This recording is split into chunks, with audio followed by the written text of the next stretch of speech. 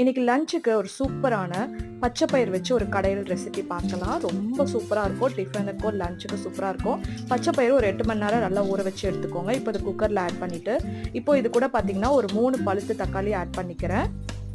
இந்த ரெசிபிக்கு பார்த்தீங்கன்னா மசாலா ரொம்ப கம்மி தான். கொஞ்சம் மஞ்சள்தூள் ஆட் பண்ணிக்கோங்க. தேவையானக்கு தண்ணி ஆட் பண்ணி கொஞ்சம் பெருங்காயம் ஆட் பண்ணிக்கோங்க. இப்போ தேவையான மசாலா பார்த்தீங்கன்னா தனியாவும் சீரகமும் பூண்டு இதெல்லாம் நல்லா நம்ம இடித்து வச்சுக்க போகிறோம். நான் வந்து ஒரு 3 ஸ்பூன் தனியா அடிச்சிருக்கிறேன். இப்போது ஒரு 3 விசில் 4 விசில் வச்சு நான் எடுத்துக்கிட்டேன். இப்போ இதை தாளிச்சிக்கலாம். தேவையானதுக்கு எண்ணெய் கடுகு ஆட் பண்ணிக்கோங்க. இப்போ கடுகு நல்லா பொரிஞ்ச பிறகு இடித்து வச்சுருக்க பூண்டு ஆட் பண்ணிக்கோங்க. பூண்டு நல்ல ஒரு ஃப்ளேவர் கொடுக்கும்.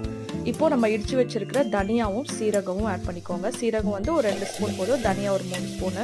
இப்போ இதை நல்லா இதில் எண்ணெயில் நல்லா வதக்கின பிறகு இப்போது கட் பண்ணி வச்சுருக்க வெங்காயமும் காரத்துக்கு பச்சை மிளகா ஆட் பண்ணிக்கோங்க.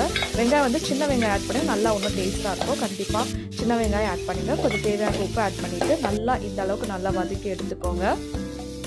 இப்போ இந்த வெங்காயம் பச்சை மிளகா நல்லா வதக்கின பிறகு இப்போ வேக வச்சுருக்கு நம்ம இதில் ஆட் பண்ணிக்கிட்டு கொஞ்சம் தேவையானக்கு உப்பு, கொஞ்சம் மிளகாத்தூள் லைட்டாக காரத்துக்கு.